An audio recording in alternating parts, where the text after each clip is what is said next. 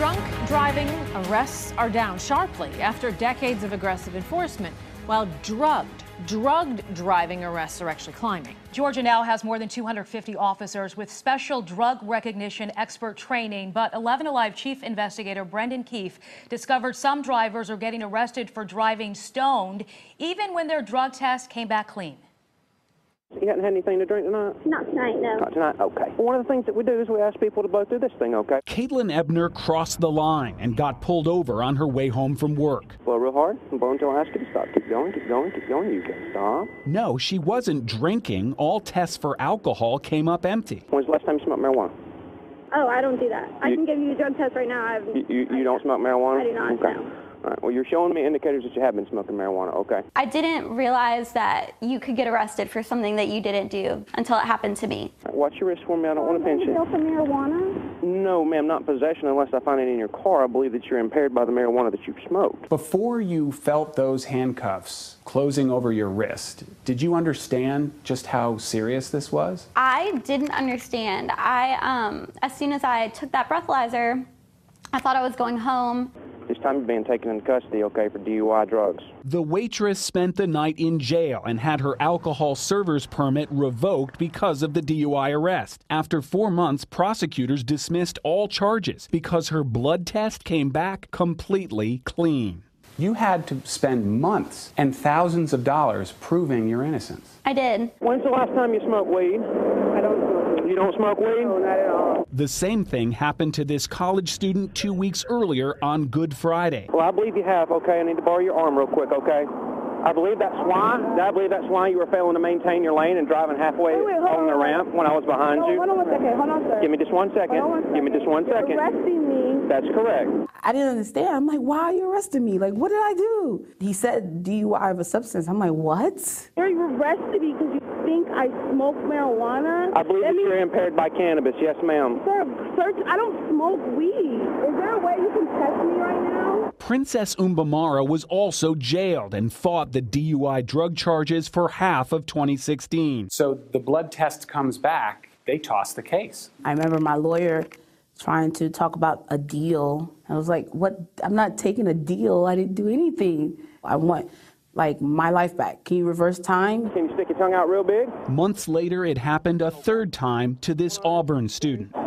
You're giving me indicators that you have consumed marijuana, so you're being placed under arrest for DUI, okay? The prosecutor filed this dismissal of the student's DUI drug charge 5 months later. Defendant performed well on field sobriety evaluations, and blood and urine were negative. 3 DUI drug arrests, 3 tox screens negative for marijuana, 1 police officer. Cobb County's T.T. Carroll. Documents show Carroll is one of the highest rated and best trained officers on Cobb County's legendary DUI task force. Well, you're showing me numerous indicators. He's a certified drug recognition expert. Well, I don't believe you're telling me the truth, okay? I don't believe, because I'm seeing some involuntary indicators that you've consumed marijuana. One of 250 Georgia officers who've gone through this intensive month-long training. A drug recognition evaluation involves a dozen observations that allow officers not only to pronounce a driver is on drugs, but to identify which of 7 types of drugs are in their system. Marijuana. How can I look at somebody and say marijuana? There are involuntary responses of the body that we can observe that would suggest impairment of marijuana. He did these techniques that he was taught, and he determined you were on something you weren't on. Yeah, unfortunate for me. Because he's ingested marijuana. That's what my training suggests. Officer Carroll relies on his drug recognition expert training, but in these 3 dismissed cases, he didn't do the full DRE evaluation after the arrest. The standard protocol requires all 12 steps to be complete, yet any police officer can make a DUI drug arrest on fewer observations. If I establish probable cause, and I believe that based on my training, that's why I put the handcuffs on you. Several indicators. Okay, so when I do a drug test, I'll be free to go, correct? You're going to jail, ma'am, okay? I don't have a magical drug test that I can give you right now. But he just did the magic drug test that resulted in your arrest. They're ruining innocent people's lives. Caitlin Ebner filed an internal affairs complaint against Officer Carroll. Cobb County investigators exonerated the officer and doubted Caitlin's innocence, insisting the marijuana could have already metabolized out of the blood. They said, yeah, we see this happen all the time. The test results come back wrong. So the test results were wrong? Yeah, that's what they said, that the test results were wrong. And also, if I had a urine test, that it would have came back positive for drugs. But Caitlin got her own urine test the same week as her arrest. The urine test was also negative for marijuana or other drugs. This training is so powerful that they believe they can detect drugs that a blood test will not detect. It's extremely surprising. That's my life that they're playing with. Cobb County Police Department. Last week, Cobb County's DUI task force was awarded a trophy by Mothers Against Drunk Driving. 1,696 DUI arrests. And Officer Carroll was given a silver medal for 90 DUI arrests in 2016. He put dozens of actual convicted drunk drivers behind bars last year. But if he got 3 people who were innocent behind bars having to defend themselves, how does that balance out for you? It's something I have to carry for the rest of my life. Now, commanders wouldn't let Officer Carroll talk with us, but the department stands behind these arrests, and also the department says that the GBI crime lab often returns results as negative even when there is a trace amount of marijuana in the blood. Cobb County Police also say that any officer trained with this special drug recognition expert training is better and more reliable than a scientific blood or urine test, and that we found surprising. It is surprising, all of it. Astounding. My jaw is open, Brendan.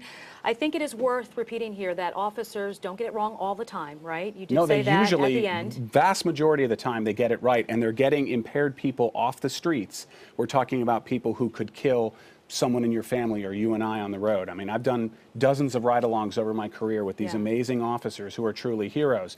But this drug recognition thing is a problem only because there's no immediate scientific test like you have for alcohol. They can't immediately take you to the department, test your blood and urine, and let you go. It takes weeks or months, and that's why they're relying on this training. 250 officers got this special training. Where besides Cobb County are these officers? All over the state of Georgia. Now, just because an officer pulls you over who doesn't have drug recognition expert training, they can call a drug recognition expert in their department. And that happens often. In fact, a number of these arrests, Officer Carroll wasn't even the one who stopped them originally. But then they use this training. The question is there a problem with the training, or is there a problem with the way it's being implemented in the field and improvised?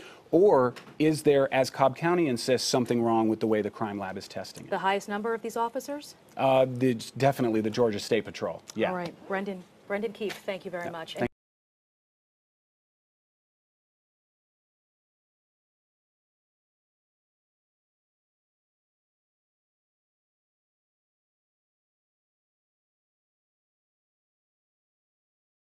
Short take, magic cop powers, or lab tests are for losers. Cobb County, Georgia, Police Officer T.T. Carroll isn't just a special cop. He's an expert. It's not just him saying so, but he's got a piece of paper from the International Association of Police Chiefs that says so. Pretty darn cool, right? And 160 hours is a lot of hours. Maybe not 10,000 hours, but still. What that course means, teaches, does, isn't at all clear, but if you happen to be a cop on the road, and you say someone is on drugs, then you must know what you're talking about, because you're an expert. Officer Carroll, watch your wrists for me, I don't want to pinch you. Caitlin Ebner, I'm going to jail for marijuana. Officer Carroll, no, ma'am, not possession, unless I find any in your car. I believe you're impaired by the marijuana you've smoked. Caitlin Ebner, okay, so when I do a drug test, I'll be free to go, correct? Officer Carroll, you're going to jail, ma'am. Okay. I don't have a magical drug test that I can give you right now. Before you felt the handcuffs closing over your wrist, did you understand just how serious this was? Keefe asked Ebner. I didn't understand, Ebner said. As soon as I took that breathalyzer, I thought I was going home. The waitress spent the night in jail, had her alcohol server's permit revoked because of the arrest. After 4 months, prosecutors dismissed all her charges because the blood test came back completely clean. So he's not an expert? Don't be silly. Even experts aren't perfect. But more importantly, maybe blood tests aren't perfect. Officer Carroll, if I establish probable cause, and I believe that based on my training, so that's why I put the handcuffs on you, okay. In other words, if Carroll pronounces you on drugs, that's probable cause, sufficient to arrest and commence a prosecution. Sufficient to put you in cuffs, then jail. Sufficient to totally screw up your life and wait for the lab test to confirm his expert opinion. Caitlin Ebner filed an internal affairs complaint against Officer Carroll. Cobb County investigators exonerated the officer and doubted Ebner's innocence, insisting, the marijuana could have already metabolized out of the blood. When you brought up that you had a clean blood test when complaining to internal affairs, their answer was what? Keefe asked. They said, yeah, we see this happen all the time. The test results come back wrong all the time, she said. All the time, those crappy clean blood tests. Wrong, wrong, wrong. Finally, doubt creeps into forensic testing, though not from the side of the courtroom one might expect. Yeah, that's what they said, Ebner replied. The test results were wrong, and also, if I had a urine test, it would have come back positive for drugs. But Caitlin got her own urine test the same week as her arrest, scanning for any metabolites that would still be in her system. The urine test was also negative for marijuana or other drugs. This training is so powerful, that they believe they can detect drugs that a blood test will not detect, Keefe said. No physical evidence of drug possession or use. No confirmation by lab testing. As junk science gets tested on one side, voodoo replaces it on the other. There are 250 officers on the road in Georgia who have this magic power, certificates proclaiming them experts, and they believe, enough so to seriously screw up people's lives? If only there was someone in a robe who questioned whether a piece of paper was good enough to confer magic powers on cops. But then, having already conferred magic powers on doggies, why not believe? After all, lab tests are wrong all the time.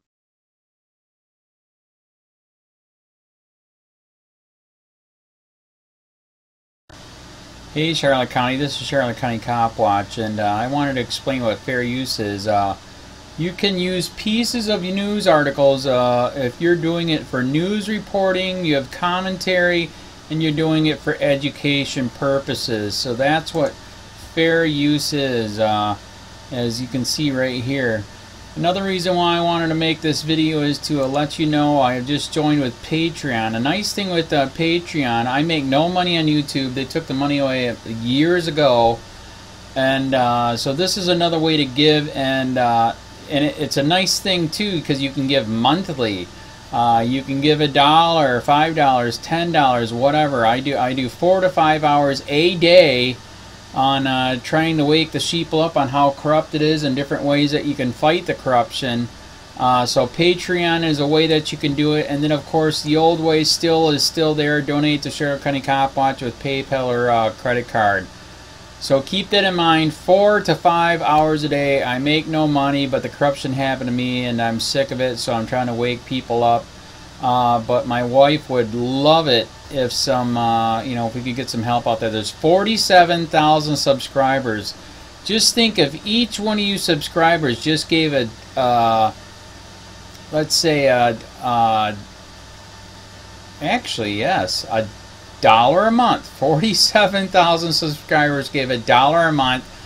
That would be awesome. That's not going to happen. But anyways, that would be great if it did happen. But do the math in your head. Just think about it. Like I said, 4 to 5 hours a day. I get no money from YouTube. YouTube has gone nuts. You can't do anything anymore. They're taking the money away everywhere. So these are a couple different ways that you can still help out with all this time that I put in. And as you know, I'm in a special situation where at least I can do it. 4 to 5 hours a day. We have a cleaning company during the day. That's what allows me to do this, and we're debt free. So this is my hobby. I don't go fishing and all that other crap. I try to save the world.